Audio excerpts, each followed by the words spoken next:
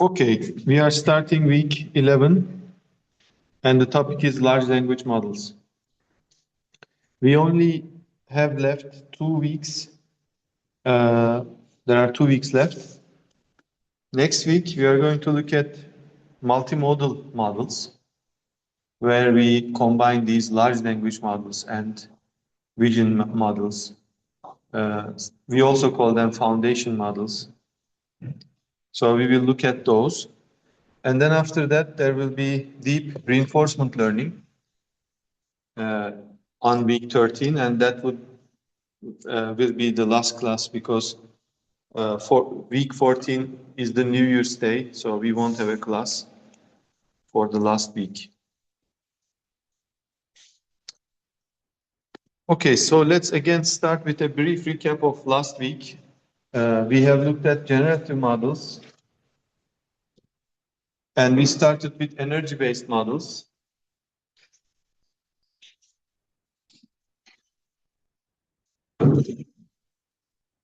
Where you define an energy function, E of x, parameterized by theta.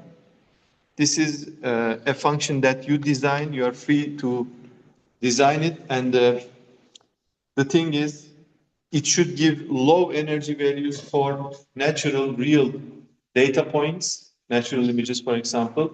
And then it should give high energy otherwise. And then you convert this energy function, which is unnormalized. Energy function is an unnormalized score function.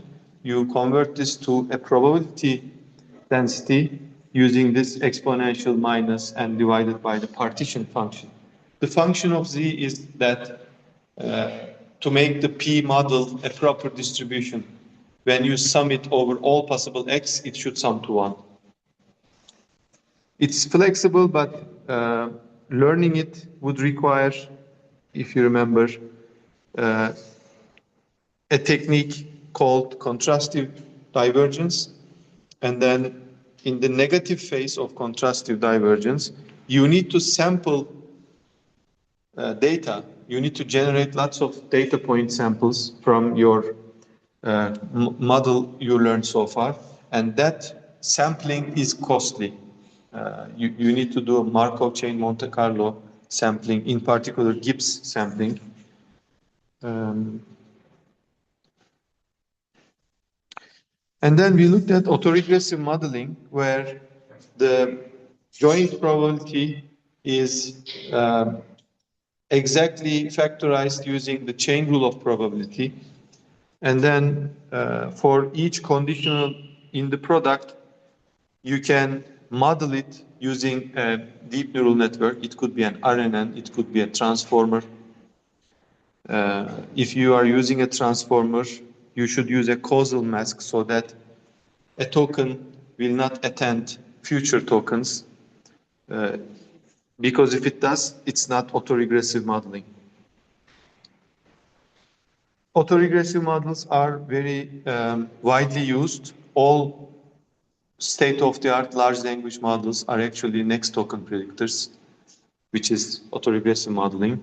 And we have looked at pixel RNN, pixel CNN as the representative work in this category. Next, we looked at variational autoencoder, which modeled the generation process using a latent variable z. So we first mapped the input image to a latent space, and then from there we randomly sample points, and the decoder takes them and generates images.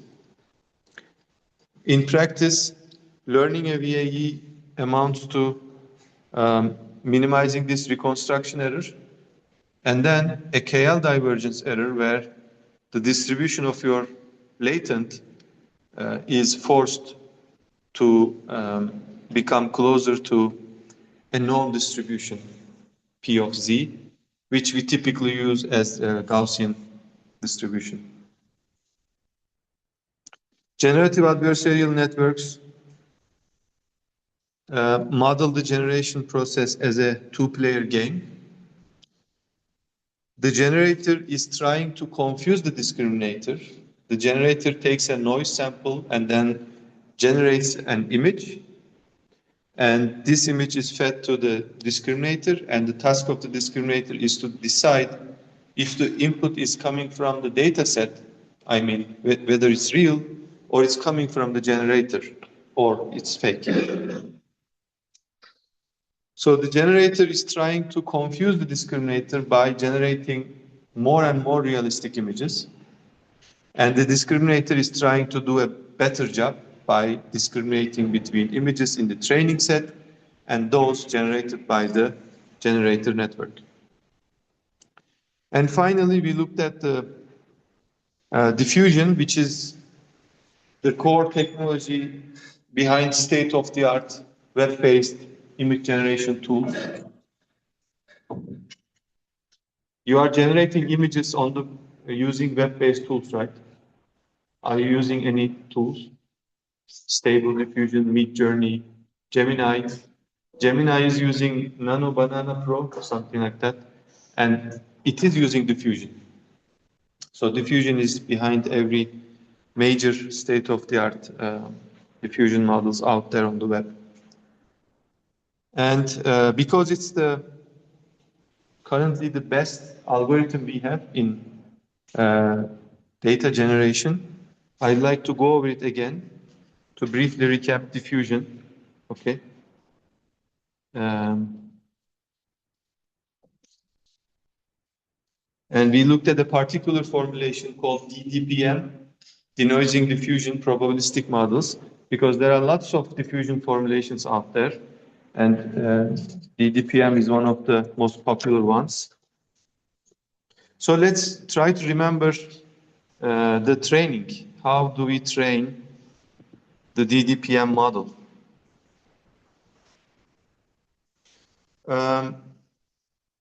As you remember, we randomly pick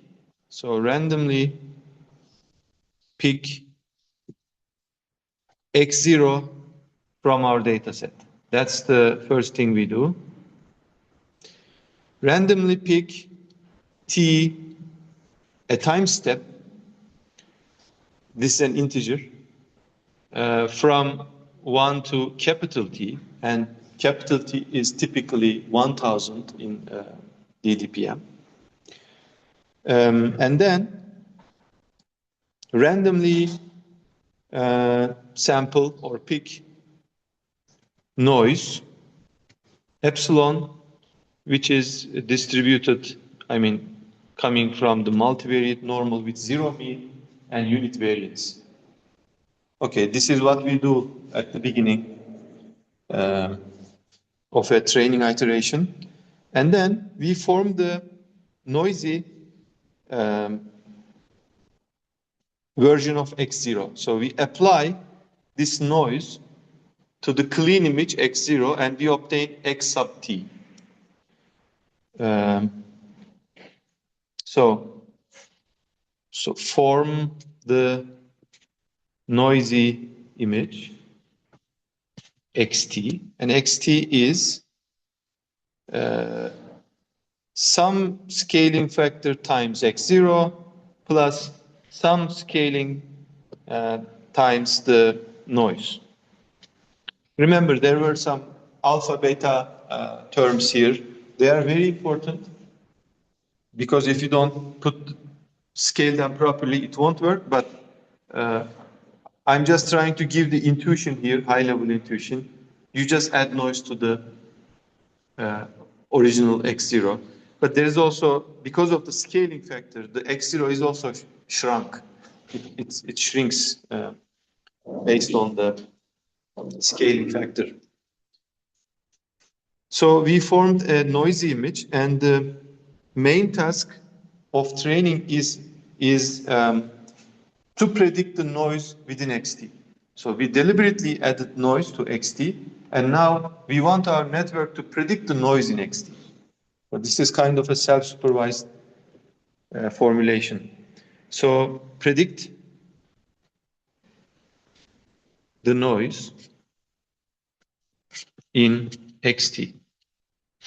and we call it epsilon hat, and let's call our DDPM model F. It takes as input the noise image, the time step, and of course it has parameters. And then we update, this is the learning part, to minimize this error, which is epsilon minus epsilon hat. Okay, that is the DDPM training. We add noise and then we predict noise in the noise image.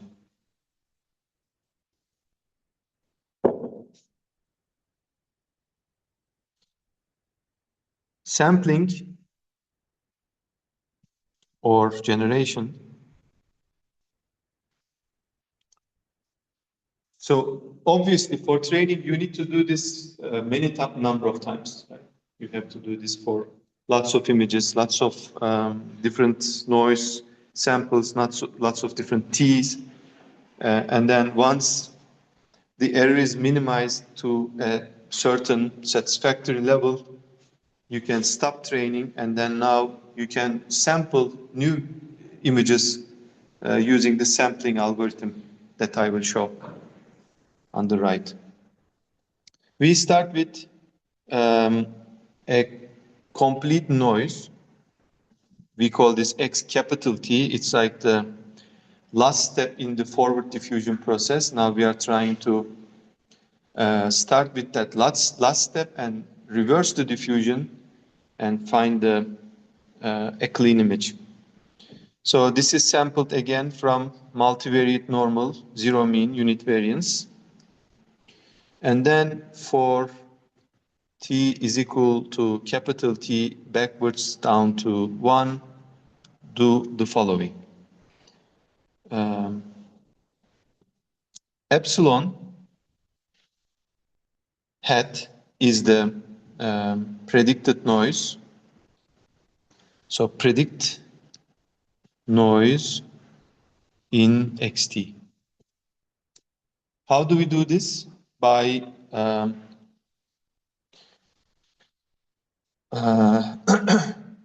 by F XT T theta, right? F is the model that we trained in the training phase. That's our DDPM model. Now, once we predict the noise, xt minus 1, which is one step denoised version of our current image, we know the distribution of xt minus 1. So this is distributed, or xt minus 1's distribution is again normal with mu and sigma, where mu is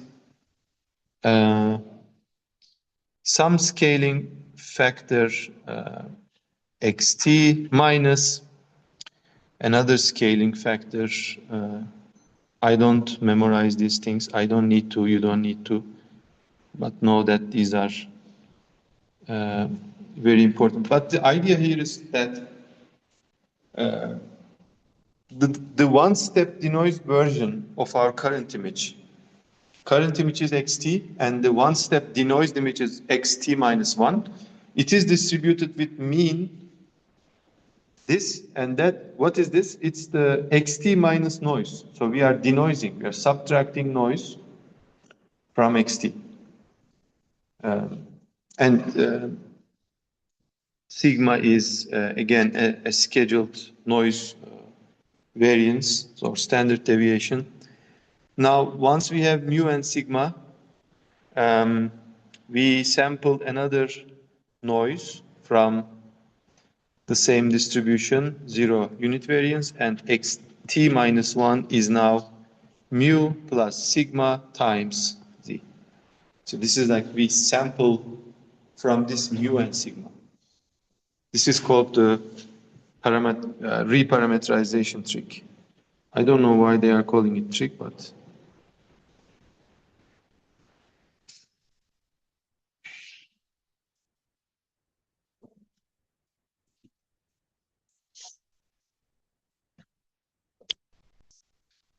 so this is diffusion.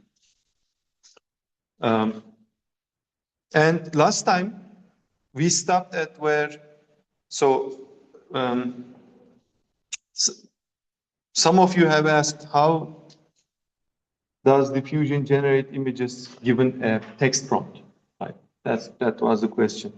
And it's actually very straightforward to do it.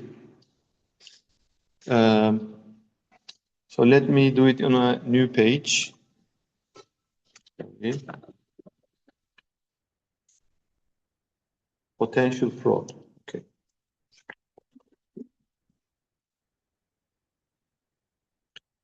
İnternetinizin süresi bitti. Siz de arıyorlardır.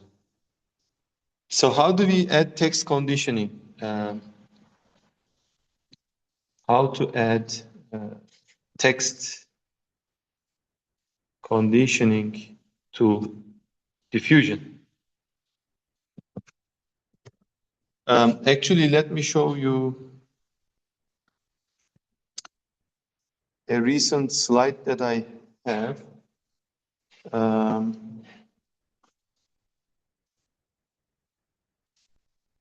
I was in Cyprus on Monday this week, and I gave this talk to CENG501 students. It's the computer engineering orientation. And I actually explained them how AI generates images, okay? Of course, not all the mathematical details that I showed you, but at a very high level, way. And these are the images that I generated for that talk: a cat wearing a Metu sweatshirt, a hoodie, and then the question is how is this done? That's also another one. A teddy bear with a Metu sweatshirt skateboarding in Times Square. So when you give this prompt to Gemini, it creates this image, which is very realistic, great. And how is this done? It's actually very, once you know diffusion, it's straightforward. So remember the image caption data sets we have, Lion, for example. Lion dataset has image caption pairs that are collected from the web, and it's very large. You have 5 billion image caption pairs. Now you have image X, caption C, right? Now you have these pairs. Instead of training your diffusion model only on X, you can now train it on C also. So in plain diffusion, we are training a function f parameterized with theta. It has two inputs, the noisy image xt and the time step t. And what it is predicting, it's the added noise, epsilon hat. Right? This is plain diffusion. But if you train this with text input as well, so xt, t, so caption, okay, caption C goes through a text encoder. This could be your favorite text encoder. And then feed this to the model. Now it will predict, again, the noise. That's it. You just give caption, text encoded caption, or the prompt, or the text as input to your denoiser network. And when you are sampling generation, you first get the prompt from the user, right? Get prompt from user. Text encode this. So text encoder C, and then do the same, exactly run the same sampling or generation algorithm written here. The only difference will be in this step. When you are predict the noise using F, so the same steps as before. Use FXTTC instead of FXTT theta. Okay, so this is how you can add caption text prompt to your diffusion model, and then it creates magic.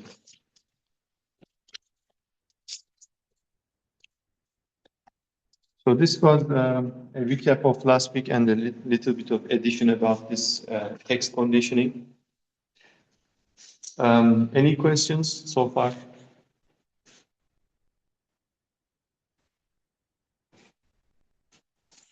Okay, if everything is clear, then we can start today's topics, which is large language models.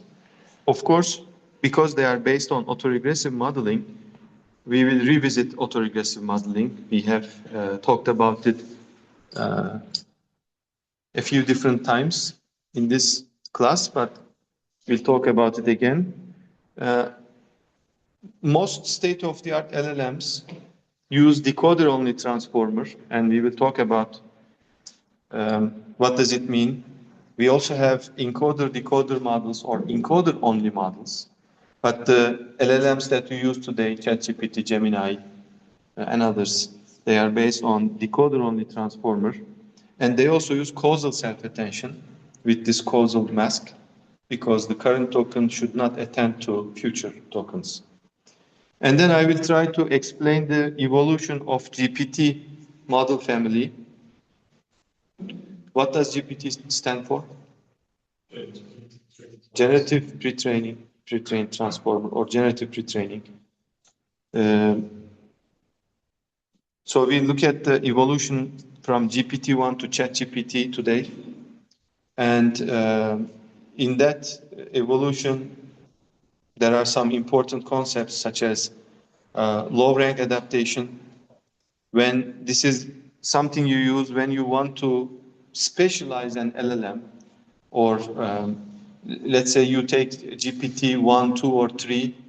Well, it's not open weights, but let's say Llama 2, it's open weights. You download it, and then you want to specialize it to your own data or some specific domain, like medical image reasoning, or I don't know, mathematical questions.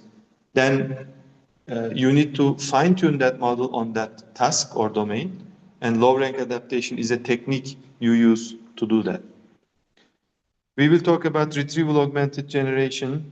The modern LLMs use this as the external memory, because you cannot store everything in LLM's weights, right? Web is changing every day, new information is produced. There's external knowledge somewhere, always. So your LLM should be able to fetch documents from external databases, from internet. And this is called retrieval augmented generation. You are retrieving something, a relevant document, and then you augment your context window with this retrieved document, and you generate your response. We will also talk about chain of thought, which is very popular today. You know, when you ask something to Gemini or ChatGPT, you sometimes see it says thinking, right? So it's called chain of thought. It is basically explicitly producing some step-by-step internal reasoning, and researchers show that when you do that, it improves the results. And then finally, we will talk about some open LLMs, because GPT family, although it is the frontier, they are closed. So you cannot, for example, download GPT 3.5 or InstructGPT and fine-tune it or build on top of it. Unfortunately, they are all closed. But fortunately, researchers from other labs created these open LLMs which supported research and further development in industry. If you want to read a paper on these topics, what I recommend is the InstructGPT paper, which is actually the basis for ChatGPT training and a lot of modern LLM training today. It is talking about supervised fine-tuning, training a reward model, and then using that reward model to train the LLM using reinforcement learning based on human feedback. Okay.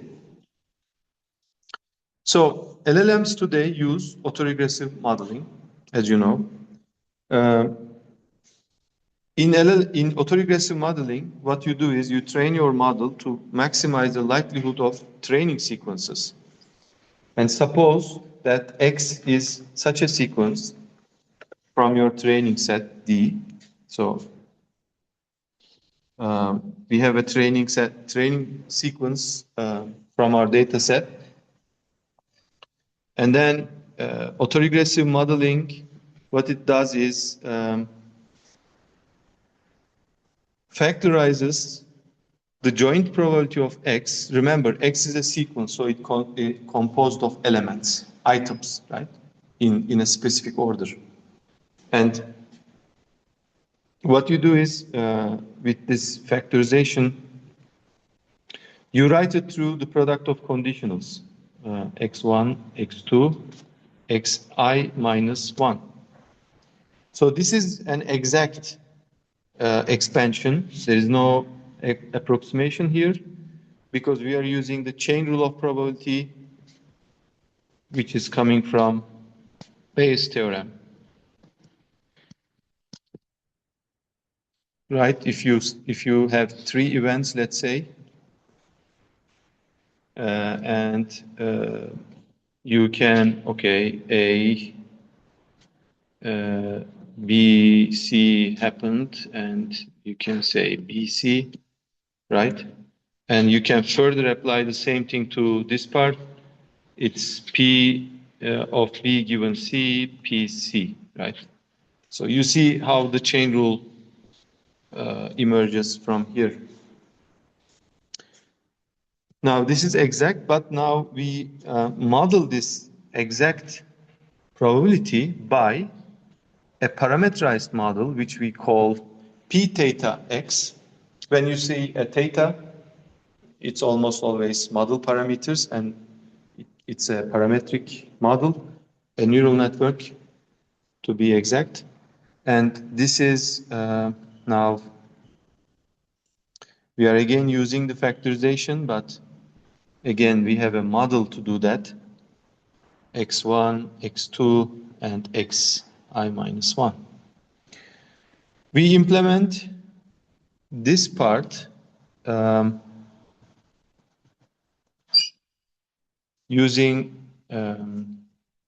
decoder only. Let me write it here. So decoder only transformer. You can model it using RNN2 and LSTM. So any sequence model which predicts the next element would work here. But, you know, decoder-only transformers are working better. And this is trained with causal self-attention.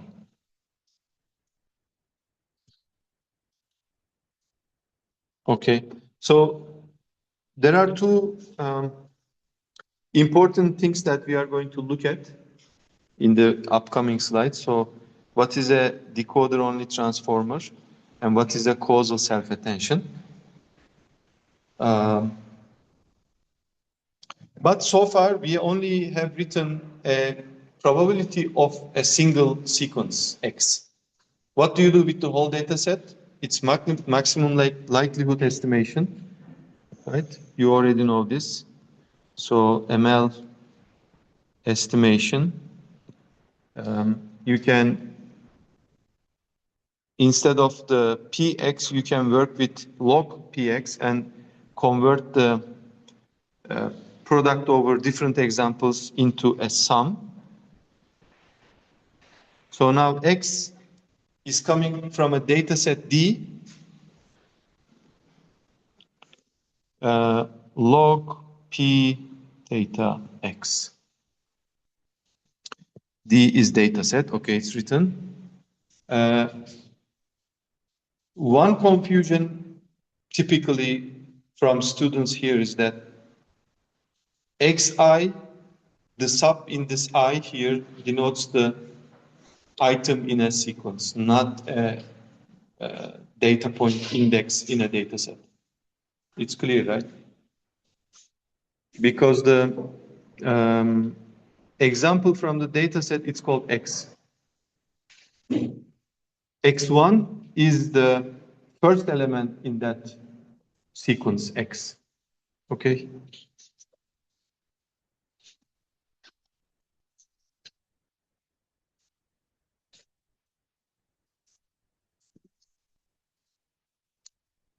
These are things that we have seen before, but if there are any questions, we can clarify.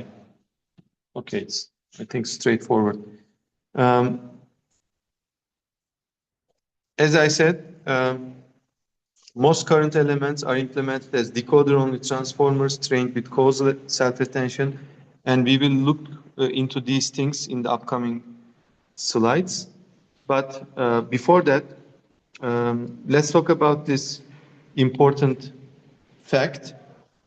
They treat any task as a next token prediction problem or autoregressive modeling. It could be a mathematical problem. It could be a medical reasoning question. It could be a brainstorming question. It could be something like, I have this document, please summarize it for me. So open-ended. So any task actually can be cast as this question-answer pair. And then you can add further questions and it turns into a dialogue, basically a chat. Right? That's what ChatGPT does. So autoregressive modeling, therefore, it's powerful and it is being used by these LLMs. Basically, any task is converted to the next token prediction problem.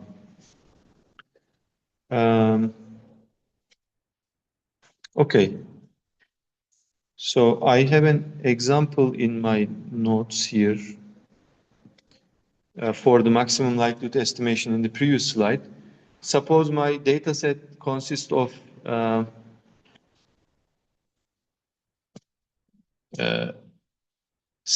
bunch of sequences, and one of them is this, the sky is blue sentence. So D is a large data set. It's called a corpus, okay? And usually LLMs are trained using everything on the web, Wikipedia, books, Stack Overflow, Reddit, I don't know, you name it. And usually, so OpenAI also is training it on closed source data that we don't know. So they don't fully give out details. But this D is a massive data set, and it is composed of sequences. It could be a sentence, it could be a paragraph, it could be a large document. And let's say one of them is this sentence. What you do in autoregressive modeling is that you want to maximize the probability of log p data, for example, the token blue given the sky is, right, plus log, you want to maximize the probability of is given the sky, and so on. You see the pattern here. Each token, you want to maximize its probability given everything previous that token. And you do this for all sequences in your data set, it becomes a massive loss.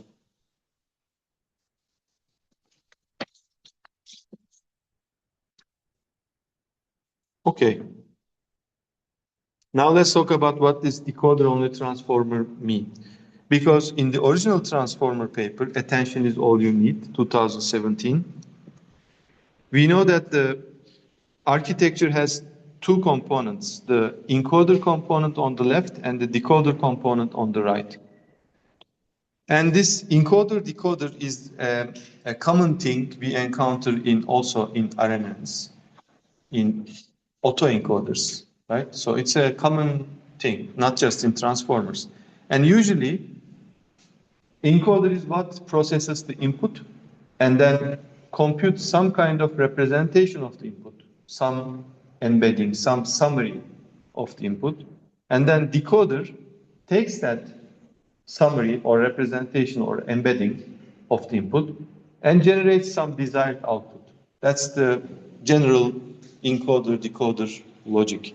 And this is also can be done with transformers. So encoder-decoder approach is suitable for tasks that require sequence-to-sequence translation. For example, translation from one language to another. It's a sequence in, sequence out task. Or you want to, these days, lots of companies are trying to do, to convert plain English queries into SQL queries, right? Structured database queries. That's also translation.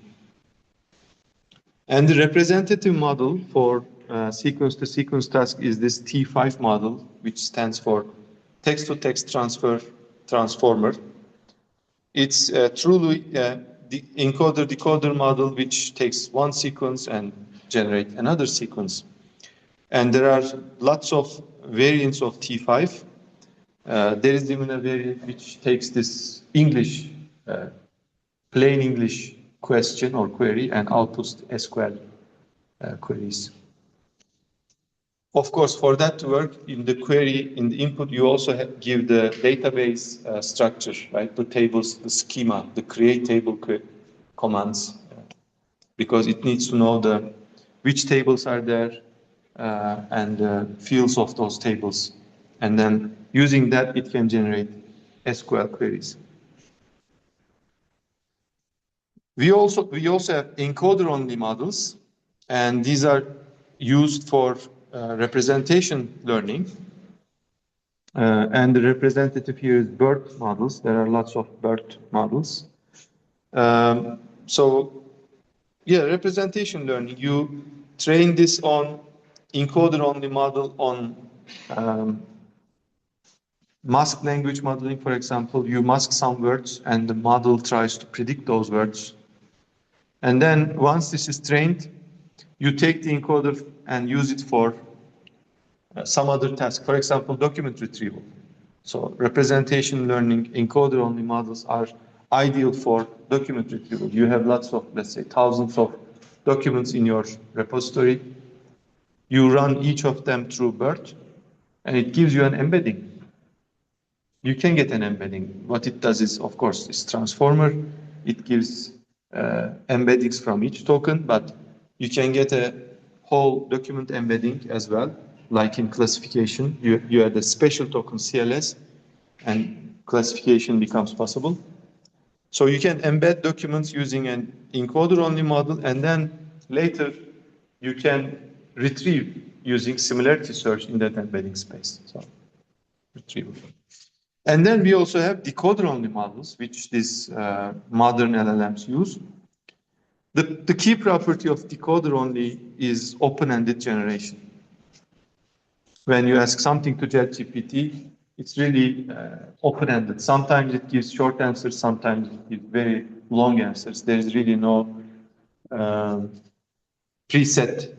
Maybe there is a limit internally, but theoretically, there is no limit. It can open-endedly generate things. I saw on the web a video, a man is asking ChatGPT to count from 1 to 1 million, and then ChatGPT is refusing to do it because it will take a lot of time. Yeah, it doesn't count to 1 million because it takes time. That means there are some internal mechanisms that limit this open-ended generation. So tasks are treated as next token prediction problems, as we just talked in the previous slide. And the representative for decoder-only models are the GPT models, but you can add Llama, Qwen, right? And all the other similar LLMs. They're all using decoder-only transformer.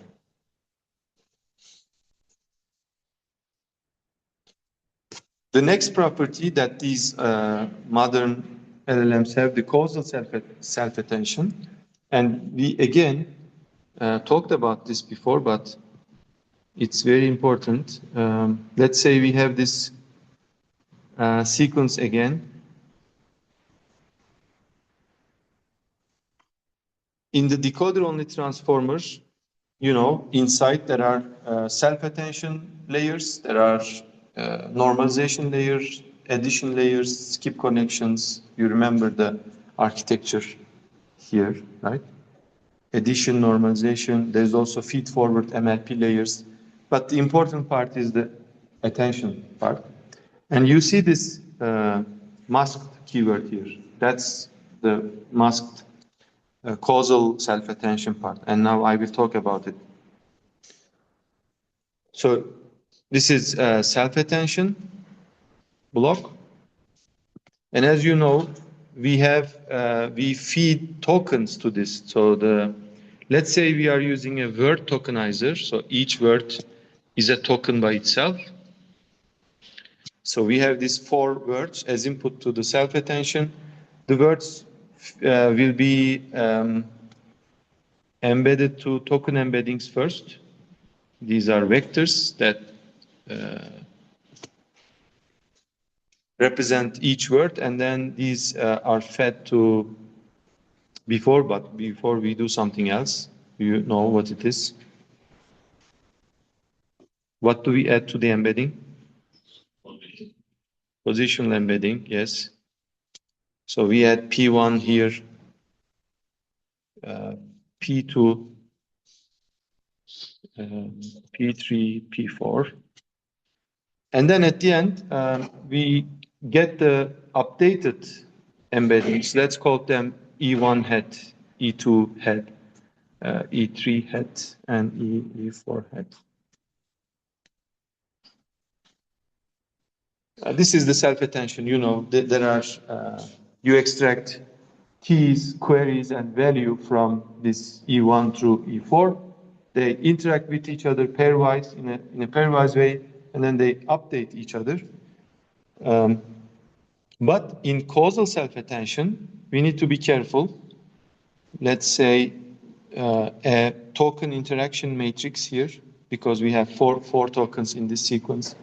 And let's put the input tokens in the rows and the output tokens into columns.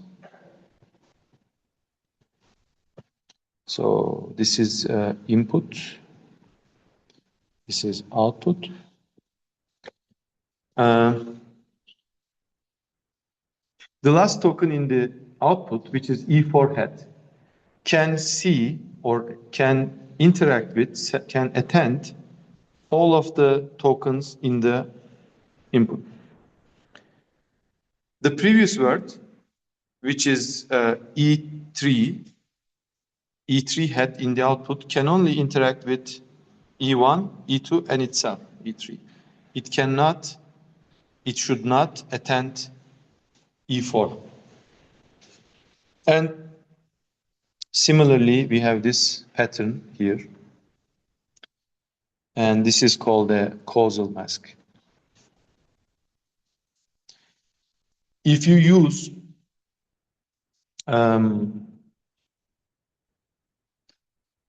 all boxes here it becomes like the encoder-only BERT model because everything is attending to everything. Okay. But in decoder-only transformer, this is what's happening.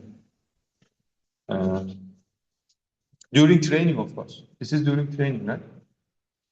Because during training, you actually have the whole sequence, but you are simulating kind of the generation process. And in generation process, you don't have, there's no future token concept of future token because it is generated one by one.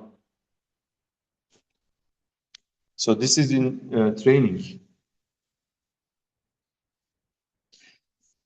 So TI, not TI, EI should not attend EJ where J larger than I.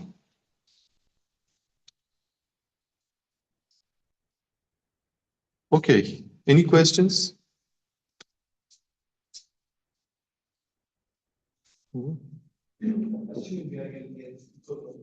Yes. First of all, how do we embed inputs? How do you embed inputs? You can embed tokens here. So it's token embedding. You have some. I need how to tokenize it. First. How to tokenize? We have tokenization algorithms, for example, byte pair encoding. We are tokenizing that. Yeah, tokenization. We are not talking about tokenization. It's just, it's already done. Okay. Here, taking each word represents tokenization, word-based tokenization. But in practice, we talked about this. ChatGPT and other models actually using sub-word tokenization. Maybe they are splitting this blue into two things. Okay, you can and check this. Go to OpenAI tokenizer. Yeah, Qwen is using some other tokenizer because it's specialized in Chinese. So your model has to consume all different languages with the same model, right? So you need to have a very general tokenizer. You cannot just say English words are my tokens. It's very restricted. I think that even though we have already code, we still pass it down the whole token text format, but we pass it in some sort of embedded format. How do we get that in? Because when we have a code, we pass the encoded version, but we don't have an encoder. So how do we present the token as a, vector strategic code? Okay, so there is, after tokenization, there is token embedding functions. So it's separate, yes. Yeah. And also, they are using self-attention there also. So it's contextualized embeddings. But here you assume that your tokens are already embedded in some space, okay? And now they attend each other. So think of VIT, Vision Transformer. You take 16 by 16 patches, and they go through an MLP to get the embedding first. That is the embedding you are talking about. In language, you also have a similar thing. And after you get this embedding, these are fed into the transformer. Okay, now what happens after this?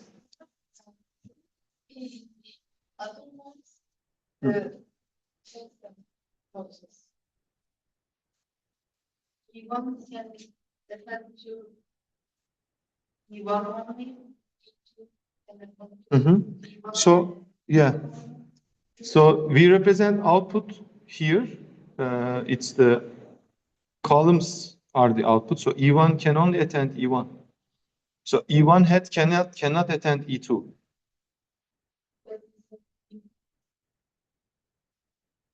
So this is input. This is output. The output. So because the output, the important thing here is output, right? So we are trying to compute the embeddings in the output. An embedding in the output in position 2 should not attend to future things. And this matrix shows that. Why is it confusing?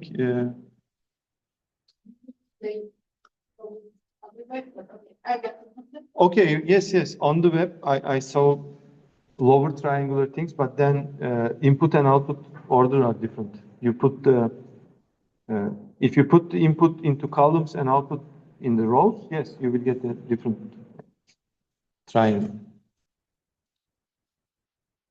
Okay, now we trained our, let's say, you train your decoder-only transformer on a massive amount of data, Wikipedia, books, all internet.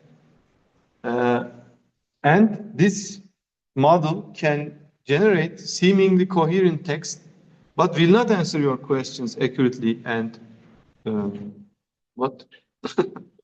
So it will not answer your questions accurately, right? It will generate some coherent text, but it will not accurately answer your questions. So what do we do to make them accurately answer our questions is what we will discuss next. Let's take a 10-minute break, and after the break, we'll talk about it.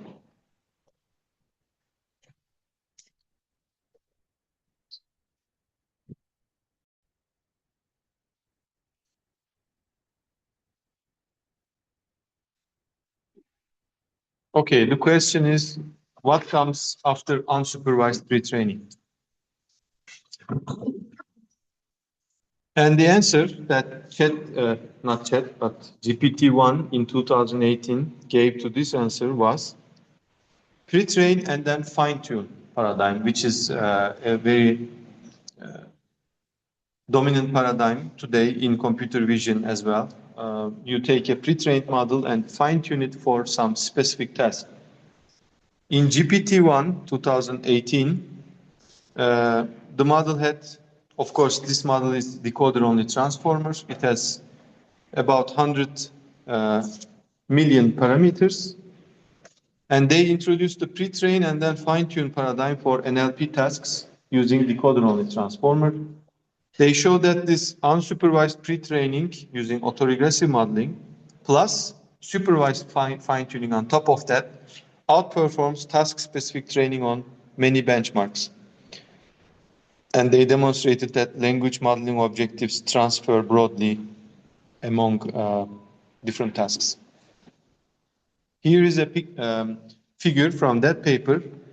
On the left, you see the transformer architecture they used. They used 12 layers of transformer layers. And on the right, you see the how they modify their model for supervised fine-tuning. And we are talking about simple tasks here, like classification, entailment, whether the continuation, it predicts the continuation among choices. Similarity, you give it two texts and see whether they are similar or not. And multiple choice, it can solve multiple choice questions. So you first train the base transformer using autoregressive modeling in an unsupervised way on a massive data set. And then you take that model and fine-tune it for these tasks, which has less amount of data. But then they show, okay, I didn't put any results here, but they show improved results compared to specialized models that were trained for these specific tasks separately. Okay, that was the main point of GPT-1. In GPT-2, 2019, these are the major differences. The first one is they first scaled up the model one order of magnitude, so 10 times larger. They created a new data set. So they scraped all outbound links from Reddit, you know, Reddit, a social media platform, which received at least 3 karma. It's like, I think, votes. I don't know. I didn't use this feature. So this is a heuristic for getting high quality posts, let's say. And then there's a resulting data set called web text, which contains this subset of these 45 million links. So at the end, they have over 8 million documents for a total of 40 gigabytes of text. So we are talking about a massive, huge data set.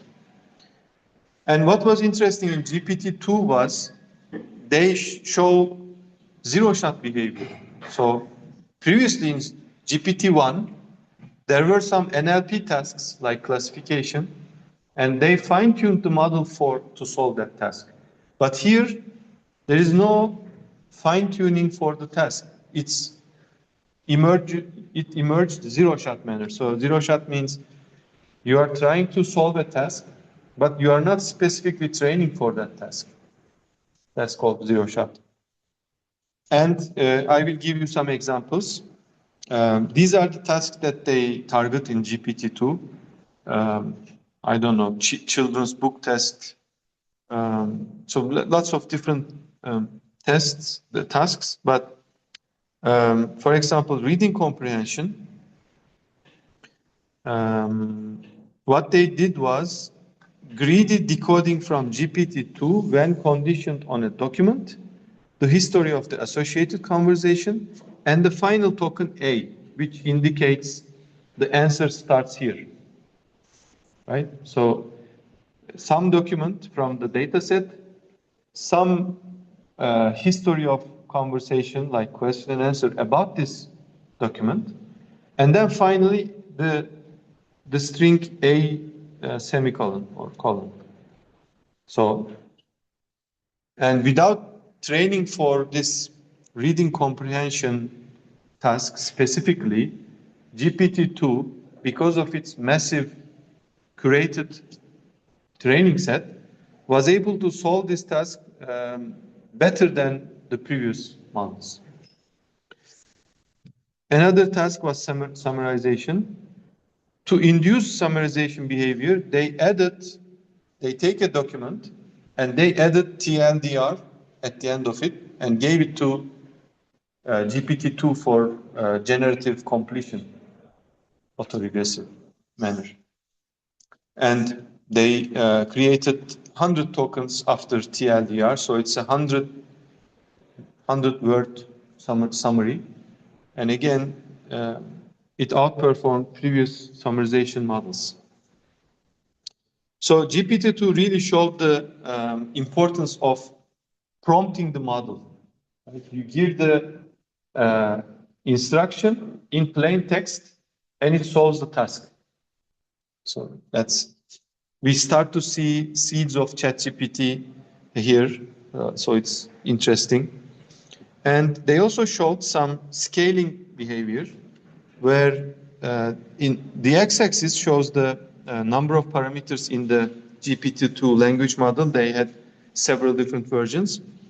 And the conclusion from here is that y-axis is perplexity, the lower the better. Think of it like the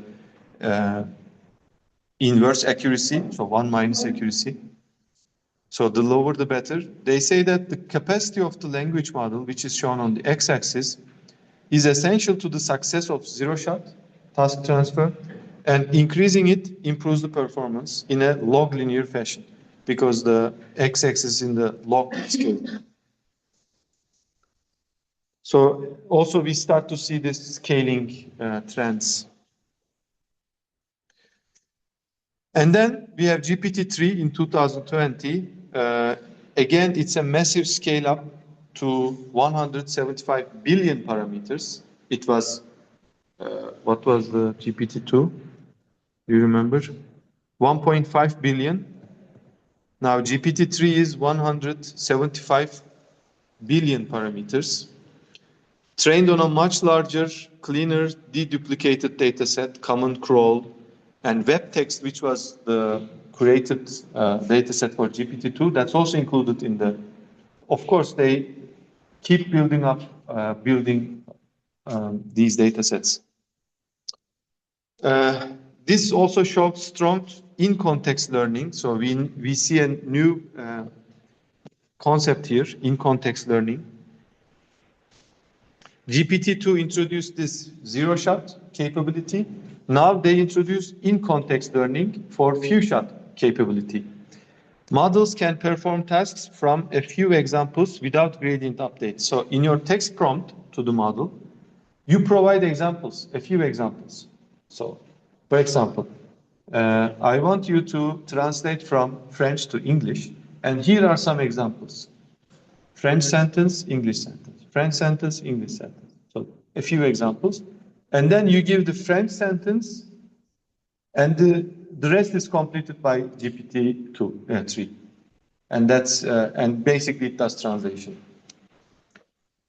So few-shot demonstrations specified purely with text, and they achieved strong performance, including translation, question answering. This is a kind of a text understanding task. Tasks that require on-the-fly reasoning, domain adaptation, unscrambling nodes, and so on. Here is the data set mix that they used. Common crawl, 410 billion tokens. Web text 2, which is that created data set from the Reddit posts, right? And this is version 2. And we don't have access to these data sets. These are all closed. OpenAI created these. Books 1, Books 2, and of course, Wikipedia. And here is the example for in-context learning. First, here they show the traditional fine-tuning. This is not used for GPT-3. Okay, so this is not used in GPT-3, but to show the example. For example, if you want to do machine translation, what you can do is take an example from data set and then give this to the model. And based on the error signal, you back propagate. I mean, you do gradient update.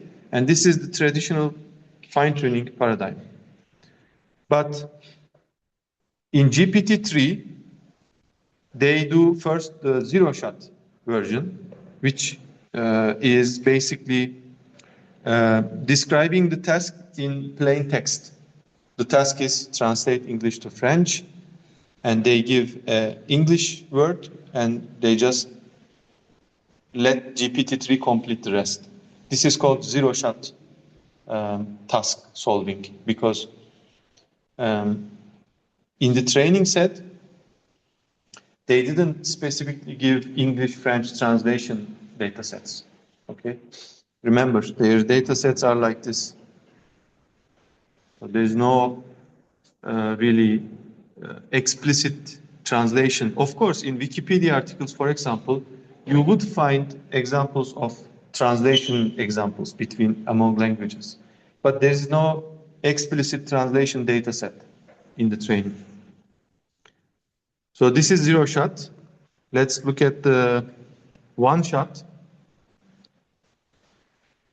In one shot, you provide one example. So task description, one example, and you give the task, one word, and let GPT-3 generate the remaining part, and which is the answer, and also few shot. In addition to the task description, you now give a few examples, and here you see 3 examples, and the last one is the prompt, and GPT-3 completes the answer. Of course, the performance was very good compared to previous models, and they also showed this scaling behavior of the model. They showed that as you train the model further, so x-axis shows the training compute amount in terms of petaflops days. So how many petaflop day times day you do this. So to the right, it's more and more training. And in the y-axis, you have the loss. The lower is better on a validation set. And what they show is for larger models with, for example, 10 to the 11 parameters, the yellow ones, which is represented by this curve. Is it visible?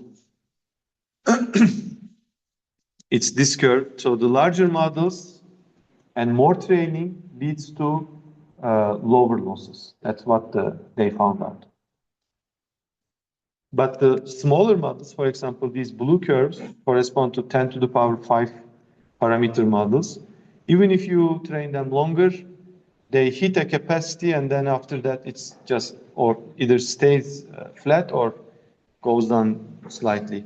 But larger models, more training, it keeps going down. So this is like the scaling trend.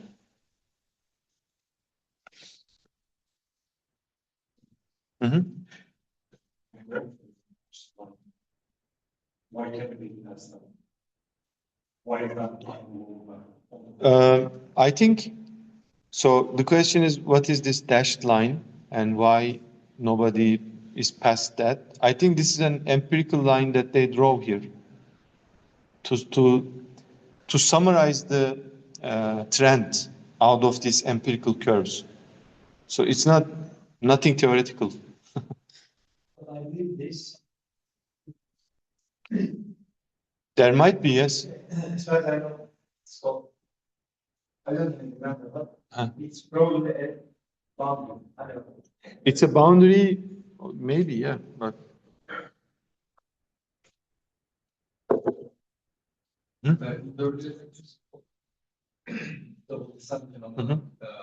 Can say that we didn't achieve the something on GPT because we increase parameters and there is no increasing in those.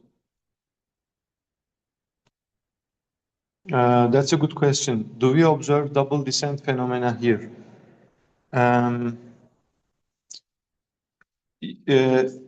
To observe double descent phenomena, your graph, in the x-axis, you should have the model capacity. That means learning parameters.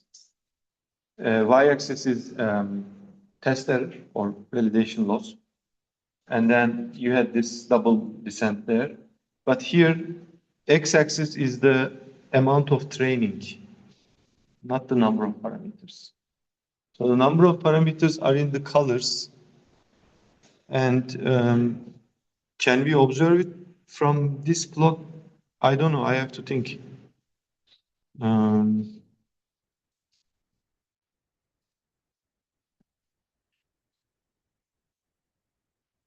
Yeah, I don't know. We don't see the model parameters in a continuous axis, but in color coded, so it's hard to observe it. But yes, I'm sure researchers have looked at it. You can check. And if you learn something, you can teach us in class. Okay? You can tell us about that. So the message from here is larger models trained further gives you better performance. Here also another plot tells you exactly that. They compare 3 models which has 1.3 billion, 13 billion, and 175 billion parameters. And as you can see, accuracy is much higher with the largest model, and accuracy is higher with few shot examples rather than one shot and zero shot. Remember, in few shot, you just give a few examples, 3, 5, in context, in your prompt. That's called in-context learning. One shot is when you give just one example, and zero shot is you just give the task description, no examples. As you can see, few shot improves. So the major, I think, key takeaway from GPT-3 was you can describe the task in the prompt, and you can also give examples in the prompt, and therefore you create some kind of learning without any gradient updates. That's the thing. In-context learning was the major contribution of this paper. What is this? Okay, I don't know. A brief pause the GPT slides here. Yes, Manish? How do they know those zero shots? Because the process is very huge. So yes. How can you check? That's a very valid question. How do we know whether a task is zero shot? for example, translate English to French. They say it's zero shot because there is no explicit French to English translation data set used in training. That's it. But there is French words. There are French words on the web. Yes. And maybe in many Reddit posts, I'm sure there is a subspace there devoted to translation. And there people translate from English, French to English. So I think it has seen translation data, but not explicitly. They don't give it explicitly, but yes, it's in the thing. And did they really rigorously study whether it's zero shot? I don't know. So it's a very difficult task to say whether this specific task is in the pre-training data set or not. It's very difficult. Okay, now we are at GPT-3, but at this point, let's pause the GPT line of work and talk about how do you specialize an LLM. So now we have GPT-2, GPT-3, and there are open LLMs like Llama, Qwen, and others, Mistral. And they are good. They answer your questions. You can chat with them. But, for example, you want to adapt it to a specialized domain, like the medical reasoning, or law, legal matters, or finance, or mathematics, or you work in a company and you have lots of internal private data or documents, and you want this LLM to know about them, and you want your employers to chat with the internal model which has access to your private data. You don't want to give out your private data to ChatGPT, right? How do you do this? How do you specialize an LLM? So it could be a specific domain like medicine, legal, finance, or a task, summarization, mathematical reasoning, or some private data. The answer is, of course, you grab a pre-trained LLM like Qwen, Llama, and then fine-tune it. Straightforward. Because these are pre-trained, take it, fine-tune it. But the problem is, okay, not the problem. The problem is memory, but okay. Before that, the goal is to adapt an LLM to a specific domain or task. If you have a substantial data set, like thousands of examples, thousands of question-answer examples, then you can use supervised fine-tuning. And there are examples for that. For example, MedQuad, it's a medical Q&A data set. It has 47,000 question-answer pairs. It's all open, you can go check. Or build some data set. This is the summarization of US congressional and California state bills. These are law, legal matters. These bills are long text, and then this data set provides a summary for each law, and you can use this as a specialization data set for LLMs. Or grade school math. This is also a data set which has lots of mathematical problems and their solutions in a question and answer data set, 8,500. If you don't have a substantial data set like this, but you still want to specialize it, well, you can try in-context learning. Because if you don't have a substantial thousands of examples data set, then it's not a good idea to try to fine-tune a large model, right? You can try in-context learning by providing your few examples in the prompt and hope that LLM understands your domain, task, whatever. So let's talk about supervised fine-tuning. That's what we want to do. We provide input-output examples like in instruction and target responses, and we maximize the probability of the output, which is the correct answer. But what could go wrong here? I gave the answer. If the model is too large for your GPU, memory becomes a bottleneck. And this is usually the case with recent models.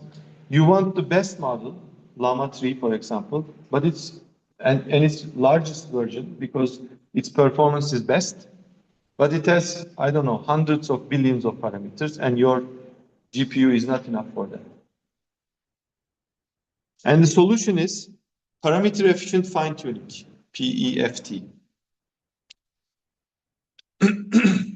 PEFT is any technique that fine-tunes a large pre-trained model by updating only a small subset of parameters.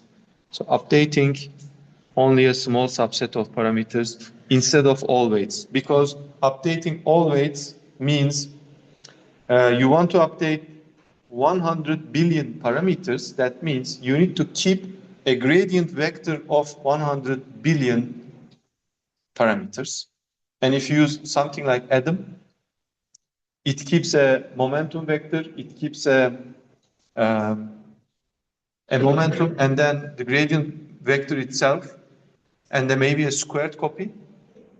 So this becomes easily huge. Your memory is not enough because you keep multiple copies of the model in your learning algorithm. Solution is low-rank adaptation. There are many other PEFT methods, but this one is the most popular one. So let's look at what low-rank adaptation does. It was introduced in 2022. Low-rank adaptation, let's say your model has, there is this pre-trained weights in the model that you want to update, but you don't want to update all of these things because it's huge. You want to add another branch which consists of A and B matrices. These are learnable matrices.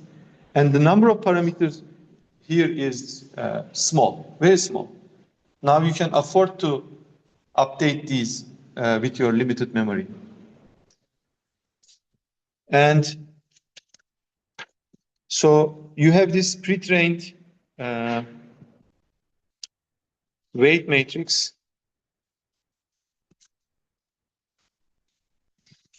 Let's call it W0, and it's D by K. I think this should be K.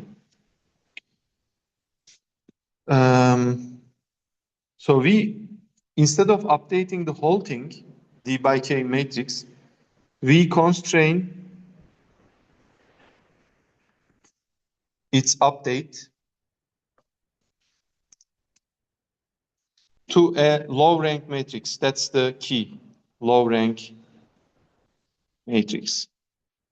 So in a gradient update, what we do is we add some delta vector to this, right? This is the update to W0.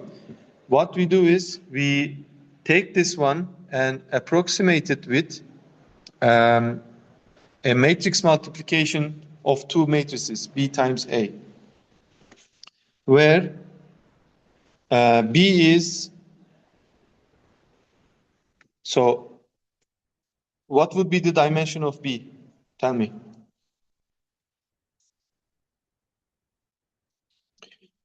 So W0 is D by K. Delta W should also be D by K. And B should be D, because the dimensions should match, by,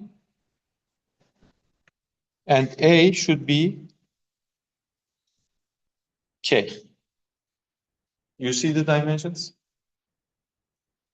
So instead of this question mark, if you put a small number like R, so R less than both D and K, you get a low rank approximation. And by defining, by adjusting the number R, you actually adjust your memory budget. If you have a great GPU, H200, which has lots of memory, you can use a large R. If you have a RTX 1080, you might even use R is equal to 1. Maybe that would even not work, I don't know. But changing R will adjust your memory budget, which is good. So here, this is frozen, but we learn A and B, we update the W0 through A and B. And this R is called the LoRA rank.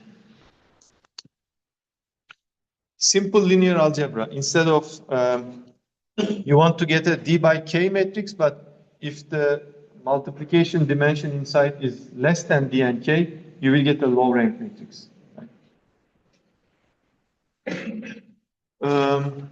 Yeah. Compare this to the number of learnable parameters in W0 and the number of learnable parameters in B and A. This is much lower because of R. So that's LoRA. And it doesn't require any additional inference latency, which is good. During inference, you just compute these, add it to W0.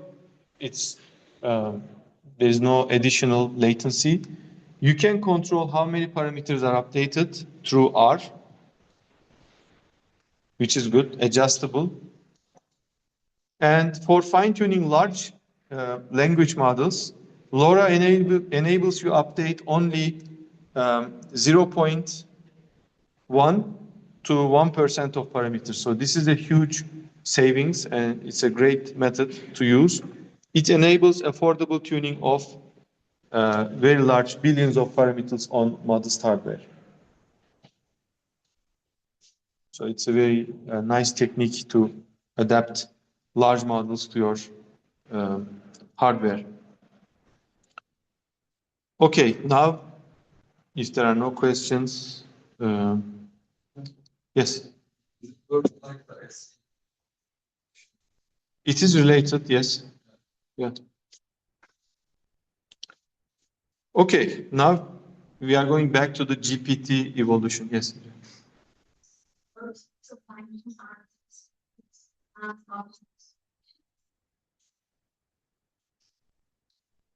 That's a good question. If our task is not out of distribution, do we need to even fine-tune the thing?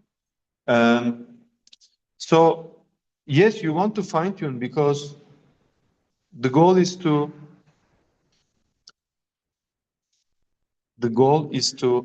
adapt your LLM to medicine or legal matters or finance matters.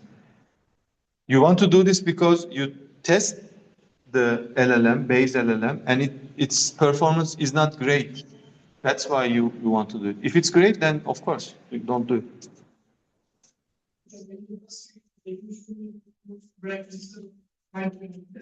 Yeah. Yes, RAG. Yes. Yeah.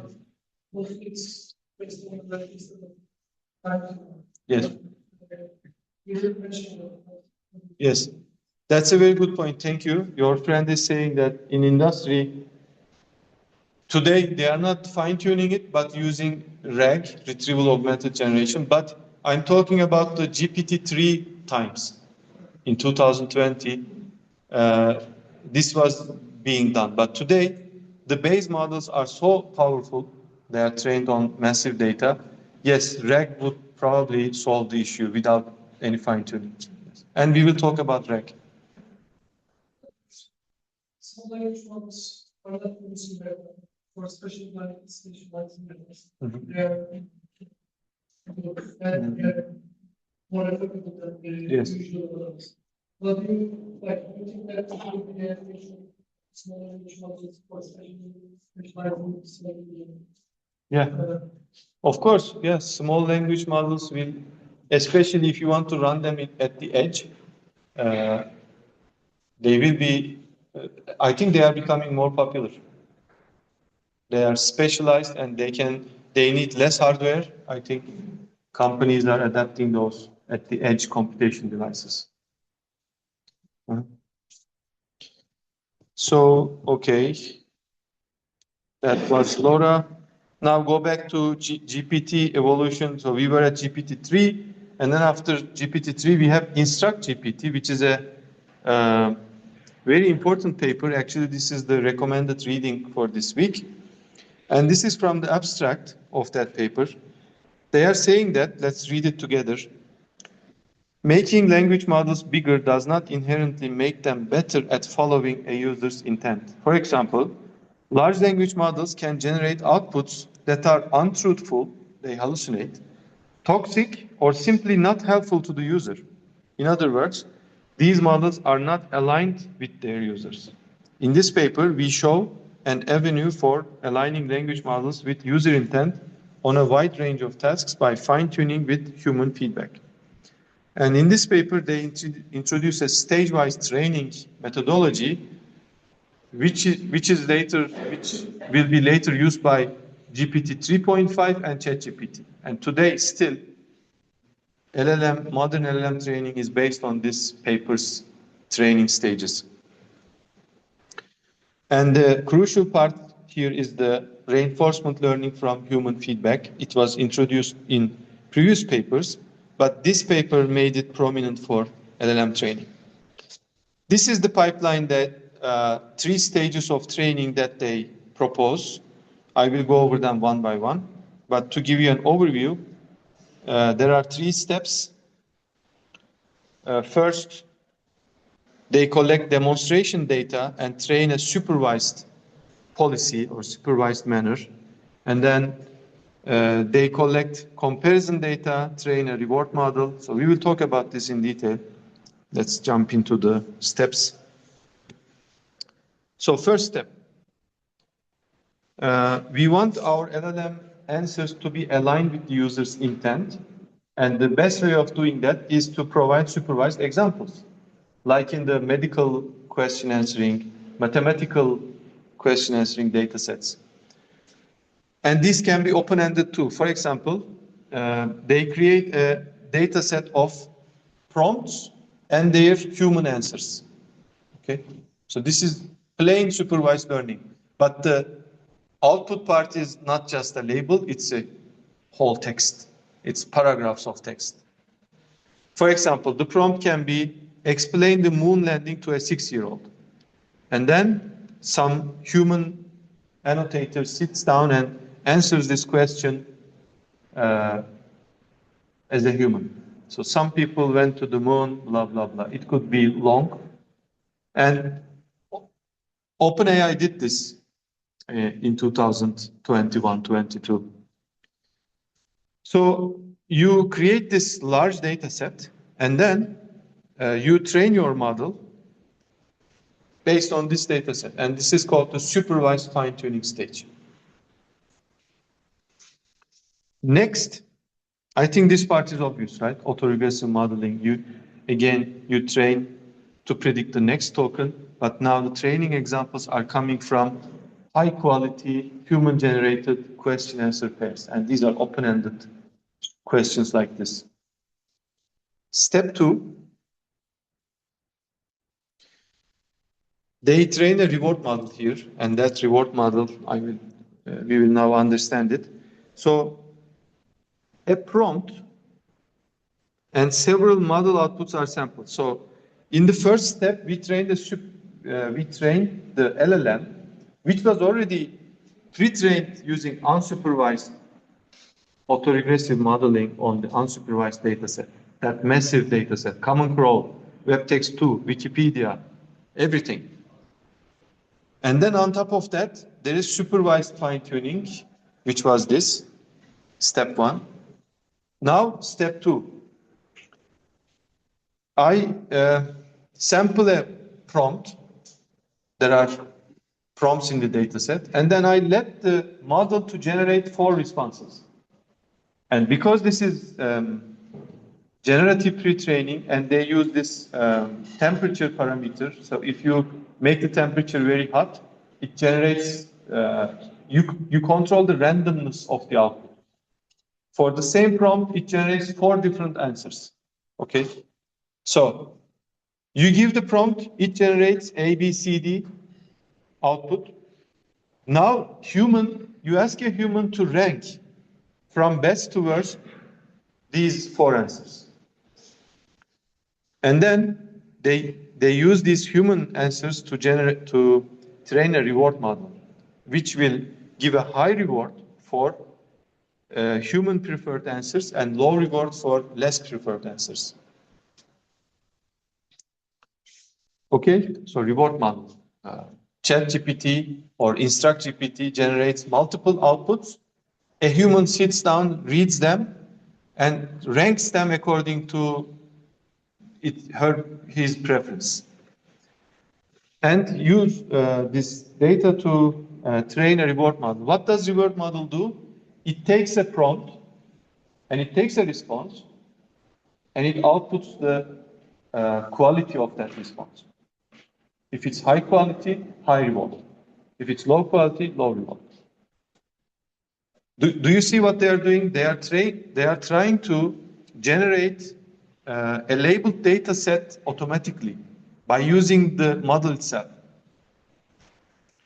And the last step is the reinforcement learning part, and we will look at reinforcement learning 2 weeks later, so I won't give any RL details here, but it's easy to understand what's happening here as a high-level overview.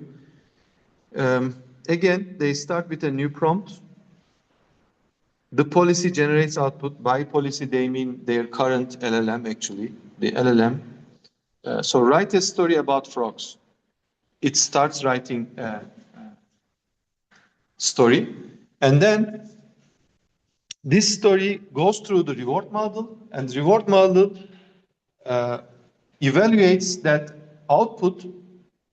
output's quality, whether it's a high quality output or a low quality output. And then this is fed back to the LLM for updating its parameters. Similar to supervised fine-tuning, but now we are using a reward model which was trained based on the ranking of outputs by humans. And now we are using the reward model to assess the generated outputs of the LLM and make it better and better.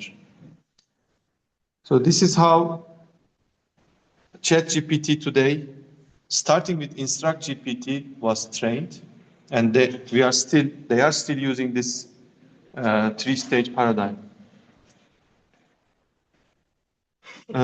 Despite having 100 times fewer parameters, InstructGPT showed improvements in truthfulness and reductions in toxic output generation, because both in the supervised training phase, they eliminate the toxic outputs, and they give truthful outputs because these are generated by humans. In stage 2, when the model generates some hallucinations or toxic language, they rank it low so that the reward model understands that it should avoid toxic language and untruthful answers. So it was a success. For example, here we compare GPT-3, which was the best at that time, with InstructGPT for the same prompt. What is the purpose of the list C in the code below? Look at the GPT-3's answer. It generated A, B, C, D options. But InstructGPT created this ChatGPT-like explanation. In the caption of this figure, they say that this answer is not totally correct, but it's better than the GPT-3's answer. So this 3-stage tuning of the base LLM makes a huge difference. And they show it through examples like this, and also quantitative benchmarks. Later, the developments are less clear, because after InstructGPT, there is GPT 3.5, and we don't have a paper for it. There is no technical report, no paper, but just if you go to OpenAI, there is a model family page, and there you can see GPT 3.5 and GPT 3.5 Turbo, and there are short paragraphs describing what that model does, and if you want to use it through API, it gives some information about that. But yeah, we don't know really all the details, but GPT 3.5 is based on InstructGPT. The difference is that it was trained for multi-turn dialogue and optimized for chat. So it's no longer one question and one answer, but ongoing conversation. And how do you achieve it? It's by, let's say you started with a prompt and the LLM gave you an answer. And you have a follow-up question. What the interface does is that it takes your last question and adds to it the previous history of the conversation as context and gives it as the prompt to the LLM. And this GPT 3.5 and Turbo was optimized for that. We don't know what kind of data set they used to optimize this. But ChatGPT, which was released in November 2022, was based on this GPT 3.5 Turbo model. They just say we fine-tuned the model using conversations where the trainers played both sides, the user and the AI assistant. So they must have generated some very high quality conversations and then trained GPT 3.5 using the three-stage method using those data. And then after that, lots of more improvements. One of them is retrieval augmented generation. This is actually, when was this? Okay, this was actually proposed in 2020, so before ChatGPT, but yeah. So let's talk about RAG and then we take a break. So RAG stands for retrieval augmented generation. What is the problem? The standard LLMs like GPT-4 only know what they were trained on. For example, data up to 2023. They don't, so without facts, models may confidently make things up, hallucination.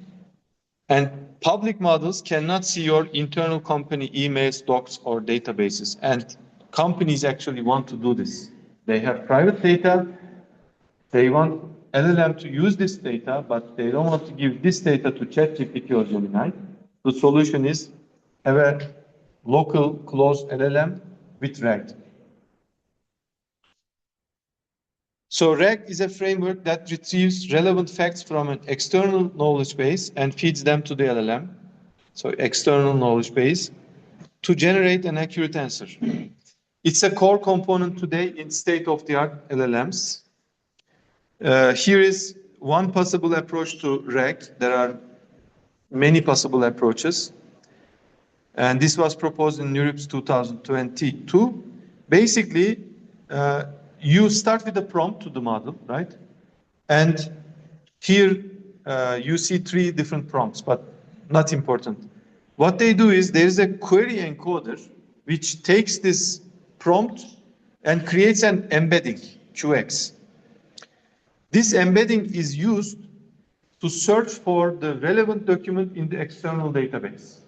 So it's like similarity search. Each of these documents were also processed by a encoder, for example, BERT, or their custom encoder. And you have the embeddings of those documents, and you have the embedding of the query prompt. And then whatever is similar, you grab those documents. Actually, top K, not just one. You grab top K documents, and then you use that top K documents as context to the user query at the beginning.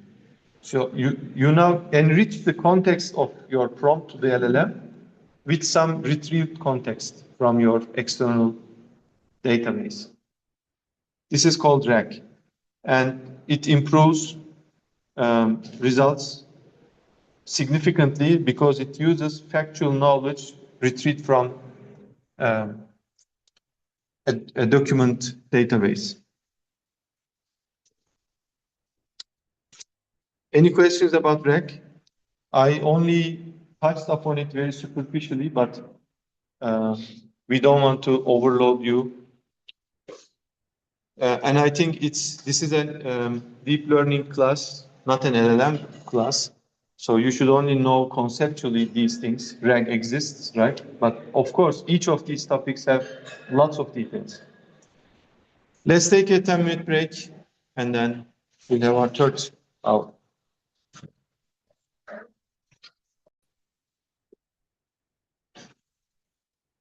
Okay. So we looked at RAG. In the GPT family, we also see multimodality introduced with GPT-4. GPT-4 accepts images as input, but we will talk about multimodality next week. So I left this to the next week. But here's a interesting example from the GPT-4 paper. The query is, what is funny about this image? Describe it panel by panel, and you provide an image. And it does a very good job of explaining the funny things because, you know, this is a VGA connector connected to a smartphone. So yeah, when this first came out, I was really amazed. It was really still very amazing. So yes, multimodality next week. Let's talk about chain of thought. That's also something important with current LLMs. This was chain of thought was introduced in NeurIPS 2022. This paper, Chain of Thought Prompting Elicits Reasoning in LLMs, showed that training models to produce intermediate reasoning improves performance on tasks that require multi-step inference. For example, mathematical word problems, logical reasoning, and code synthesis. For example, it's the figure 1 from that NeurIPS 2022 paper. In standard prompting, you ask this question. These are mathematical word questions. You question, answer, and then question. The answer seems to be wrong, but if you provide the steps of reasoning in your example here, so the blue part are the different parts from standard prompting. The model also follows that pattern, and it creates its reasoning steps. To solve the problem, it creates this multi-step reasoning, and then this improves the performance, and the answer is correct. This is what they showed in the paper. So COT is not merely the model explaining itself after the fact. It is a generative bias. Producing intermediate steps helps the model reach better solutions. Okay, so this is important. It's not the LLM find the result and now trying to explain the result. No. Towards finding the result, it is producing intermediate steps, and this is a kind of thinking for the model. There are variants of this. You can have zero-shot chain of thought by prompting the model by let's think step by step.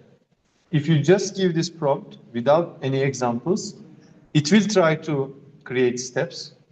Why? Because in its massive data set and in those 3 stages of fine-tuning, there are examples where in the prompt, in the data set prompt, it says, the user says, let's think step by step, and in the answer, there are steps. Or you can do few-shot chain of thought by giving examples in your prompt, such as this one. Here, you give an example which shows multi-step reasoning in the answer, and then the model's output for the next question will mimic that. So this is called few-shot chain of thought. You can also have a self-consistency chain of thought. You can multiple sample multiple chains and choose the majority final answer. Or distilled chain of thought, train a smaller model to mimic the reasoning of a large model. Some models use this. Qwen also use this, I will show you.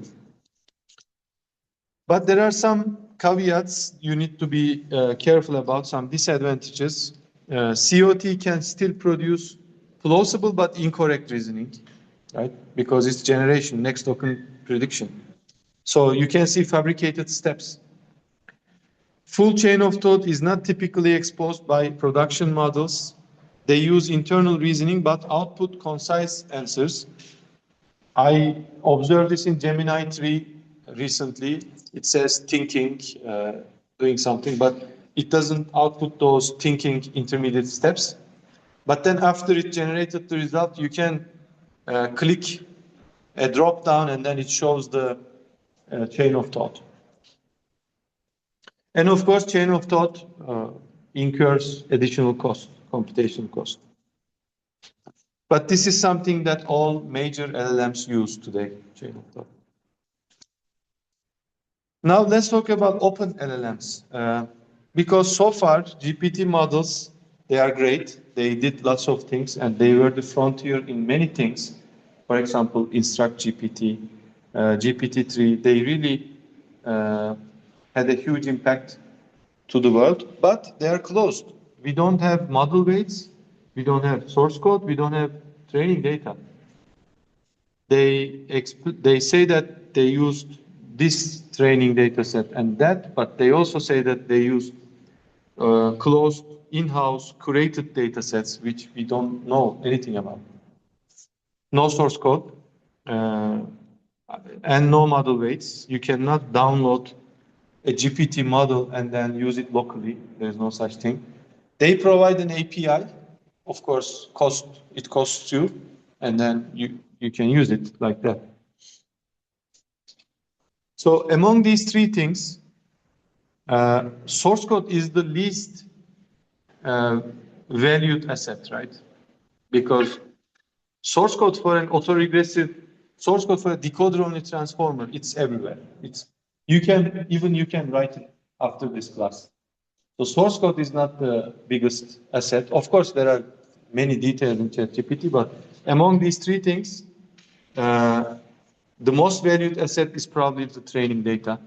That's why companies keep this curated, high-quality, closed data. What happened? Okay.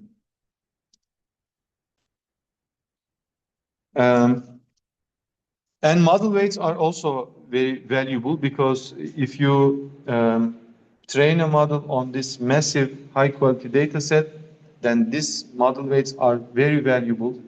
You can use them for lots of different purposes. Anyway, GPT are close, but after ChatGPT's success, several labs released high-quality open-weight alternatives trained with similar principles.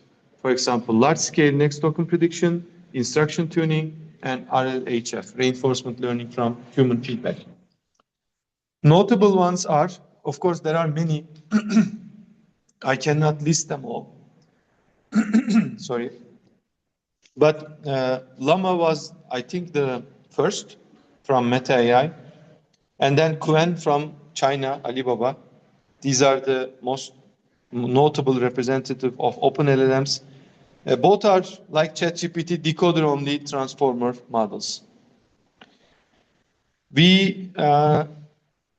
Llama Meta AI released the first Llama 1 in 2023, and then the same year, 2023, Llama 2. Llama 1 was the first high-quality open weights model which enabled academic research and startups. Llama 2 has full open commercial license. You can use it for commercial projects. And Llama 3, 2024, this is much larger pre-training and instruction tuned. Remember the stage 1 supervised fine-tuning. And it's competitive with GPT 3.5 and 4 at smaller sizes. They had a huge impact because They created an open research ecosystem. They enabled fine-tuning, RLHF experiments, retrieval augmented extensions, etc. They also had a huge impact to industry because companies started to take a Llama model and then specialize it to their domain task, their data, and so on. So, and then let's look at how Llama was trained. In the first Llama paper, no, I think this is Llama, yeah, this is the paper of the first one. In the abstract, what they emphasize is, it is possible to train state-of-the-art models using publicly available data sets exclusively.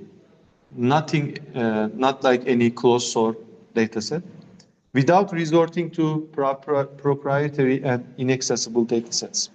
And this is the set of data sets that they use to train Llama model.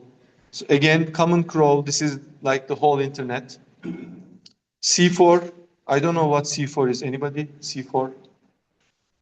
I don't know. Anyway, GitHub, of course, everybody knows. Wikipedia, books, archive, Stack Exchange. And this is, when trained on this, they outperform GPT-3 on most benchmarks, and Llama is competitive with other open models. The other one, the other representative, Qwen, is from China. It is the most technically comprehensive open source LLM family today with multilingual strengths because it's primarily coming from China. It's especially strong in Chinese English domains. They have extensive model variants. They use a different tokenizer than the other LLMs. It's called TikToken. I don't know if it has something to do with TikTok, but TikToken. Larger multilingual corpus and optimized training recipes. There are many variants, vision language variants, audio, Qwen coder, and tiny distilled models down to 1 billion parameters. It has strong performance on multilingual benchmarks, especially Chinese English, rich set of sizes, instruction tuning, RLHF pipeline, similar to InstructGPT. Impact to the world is it provides the broadest model zoo in the open weight world, strong performance relative to Llama and Mistral in many public evaluations. And I'd like to show a figure from the Qwen 3 technical report, which was out this year. We don't need to talk about details, but here it shows chain of thought, reasoning reinforcement learning, thinking mode. Thinking mode is what they call the chain of thought in O1 GPT models, and general RL. And there is also distilling that thinking mode to smaller models. Lightweight models are distilled from the large thinking mode models. Okay. So, with the emergence of ChatGPT, Gemini, and all the others, especially in the higher education, university education, and also in the industry, in everyday lives, everybody is using ChatGPT. Is there anybody who doesn't use? Nobody, right? Everybody is using ChatGPT. And now there are lots of discussion topics. For example, in education, we know that students use ChatGPT to do homeworks, to study for exams, right? And you cannot ban those tools. They are part of our lives. But my point of view, I think, so I'm an expert in computer vision, machine learning, and I have degrees, right? BS, MS, PhD. So when ChatGPT tells me something, I can assess whether it's correct or not, whether it's hallucinating or not, whether it's saying bullshit or not. But think of a first-year student. undergrad. That guy, fresh out of high school, did not finish 4-year program, don't have a BS degree or any other thing. He or she cannot assess the ChatGPT's output, whether it's correct or not. Right? So for us, you also, me included, I think ChatGPT is like a superpower because we know. I ask a question to it, and then I know whether the answer makes sense or not. But a first-year student, they get lost. So I think, and some of the students are aware of this. That's very good. I heard from first-year students that when they use ChatGPT, so he says that when I use ChatGPT, yes, it does the job, but I don't learn anything. And even if I learn anything, I'm not sure whether it's the correct thing or not. It's actually even harmful in that sense. So for the time being, for this year and next year maybe, I think it's still good advice to first-year students to stick to the curriculum that universities provide. Because universities provide a structured curricula. We teach you things in an order, and that order is time-tested. And we give truthful information in the correct order. We first build fundamentals, and then on top of that, build things. But if you put ChatGPT or similar tools as an alternative to this, you might get lost. You will probably get lost, and it will be even harmful. So it would be good idea to stick to the traditional curriculum and build yourself first, get some expertise in some area, and then, of course, use ChatGPT. Then it becomes a superpower because now you know you develop yourself. Well, it doesn't end. You always develop yourself. But this is what I think about the use of ChatGPT today.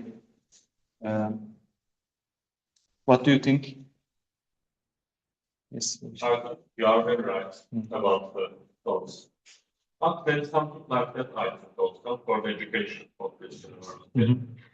After the Gemini or ChatGPT become popular, our tests also become larger, I think. It became more demanding. So, some of maybe assistants or lecturers thought that it can be easy for doing it. It should be harder. Also, term projects. Yes. When we compare it with the previous years, there are easier things, doable things, but for example, for the previous year, and I think the current year will be also things that become harder and harder every day. So I think there's also an imbalance between those things. Yeah, I agree with you. And my opinion on that is when I give you homework, for example, I can imagine that everybody will use an LLM, okay? But the point is that you need to learn how to do it, right? It's your responsibility to learn. I actually think that those points for the homework are like free points. Everybody should get full points, right? Because you can do the homework with an LLM. And before LLMs, you can ask somebody else to do it, right? So there is always that. So it's your responsibility to learn what is being asked because that's what develops you. But I agree. Because we have these LLMs, we shouldn't ask harder and harder questions or harder homeworks, right? But yeah, there is this dilemma. Yeah. Anybody who? So, yes.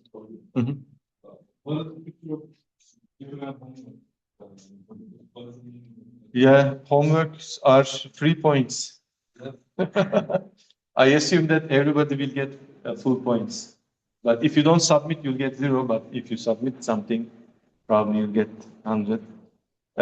So I think the responsibility associated with the homework is now more on the student because it's easy to use an LLM and solve the homework without understanding anything. And that does the job for short term, but you don't learn anything. So my advice is that try to do it yourself. Of course, get some help, but understand what it is saying you.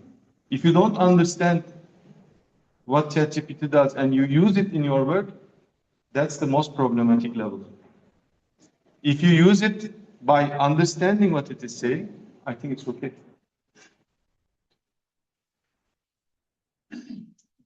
Some about the question about the reason. What do you think about the Chinese room philosophy? The Googles think like us or just the Chinese room experiment? So Chinese room experiment is there is somebody in a room. You give a Chinese sentence to the room, and then the guy there looks it up and then translates it or answers it. There's a book. There's a book. Chinese characters. Yeah. So just look at the characters and book says go to the lab and Yes. pick up shit and give it to the person. Yes. So if the guy just doing these Lookups. Yes. And then the question is, does he understand Chinese, or what is the question? The LLMs currently Uh-huh. the philosopher thinks that LLMs and the general machine learning models work like this. Do you think it's the case, or they just thinking or reasoning like the humans? Because if we think about the humans, we tend to think our experience and build upon that. So we can think about LLMs. They have the data, they have experience, we can say, and they build the reason upon that. But the Chinese room philosophy also corrects most of the cases. Right. So what do you think about that? Yeah. I just wondered. So I think the current approach in machine learning and deep learning is we are actually doing correlation and interpolation at extreme scales. And this approach works if you have large amounts of data. So for example, if you have infinite amounts of data, nearest neighbor search should solve everything actually. That's theoretically correct. But, and this interpolation, correlation-based tools that we have today, vision transformer, LLMs, they are all interpolation, correlation tools trained at the extreme. So if you have infinite amount of data, I think we won't be able to distinguish between true human understanding and their understanding. But infinite data is not practical reality. We cannot realize it. And then the question becomes, what is the scaling trend? In order to improve the understanding of these models, do you need an exponential amount of data or the other way around like this? I think the data shows, at least in vision, I'm not an expert in language, but in vision, it looks pessimistic. So interpolation and correlation will not scale up to true visual understanding. You need even a small increase in accuracy, you need exponentially more data. So we are actually still missing something, and I think that is the structure in the world. There is a structure in the world. So models don't understand physics. There is gravity, right? We are not floating in the air. Everything is has to sit on some support. The light is coming from above. And that really affects how you recognize things. If you flip a human face upside down, you cannot recognize that person, even if it's your dad. Because you are not accustomed to light coming from below or things like that. So these are the physical reality that we live in, and this correlation, interpolation machines, they don't know it, and we don't know how to teach them this. We just know supervised learning. Create more data and give it to that, and it doesn't scale very well. So true intelligence, I think, is out of reach. And we know this from the generalization capability of these models. For example, you train a model for autonomous driving in a certain city under some broad data, and it works very well. But you go to another city with another weather condition, it doesn't work. So the generalization capability is actually very bad. The way we solve this problem today is brute force. You collect more data, you train more, you make a large model. But biological intelligence is not like that. Our brain uses 20 watts of power, 20, 20.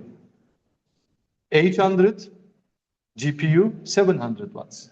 It's 35 times more, and it's more stupid than our brain. So we are missing something. Does this translate that we have the information from our DNA, so we train like that? Of course, it's evolution, millions of years. Yes, there's a highly sophisticated machinery here, but as computational scientists, we assume that whatever going on here can be implemented on a computer. I strongly believe that, of course. I mean, yes, of course, we can simulate a human brain in a computer, but how is the question? We don't know the algorithm yet.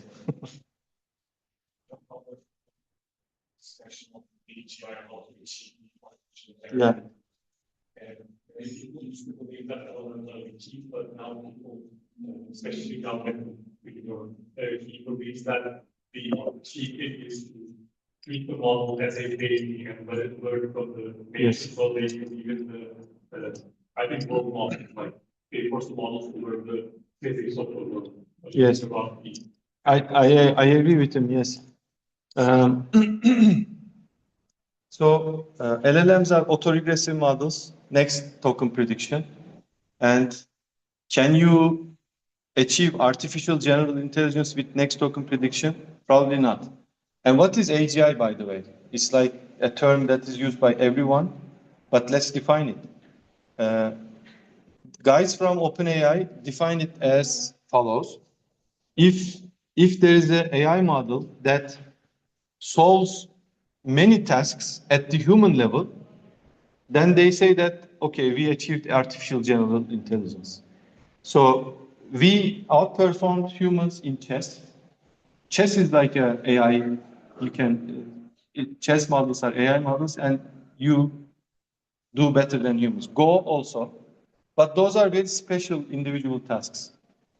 If you, for example, do better than humans in document summarization, question answering, those open-ended things, then yes, we can call that artificial general intelligence. But for some AI to be autonomous and embodied like robots and do what we do in everyday lives, I think we have to do lots of research for that. And I very much agree with Jan LeCun's world models idea. Models need to learn physics, need to have an understanding of world model, and that would be probably key. And now even guys from OpenAI are saying that the AI development is probably stalled because what other data do we have to train these things? It's just finished. It consumes all the data in the internet, and then they created lots of high quality question answer pairs, closed data set. It's trained on that. Okay, they can keep creating those data sets, but it's not scalable. It's very costly, and it's not scalable. You cannot create data sets for every possible task in the world. So it's probably stalled, I think.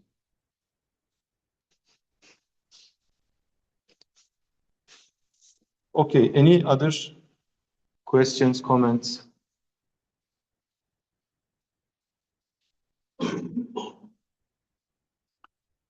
Okay, then let's stop the recording here.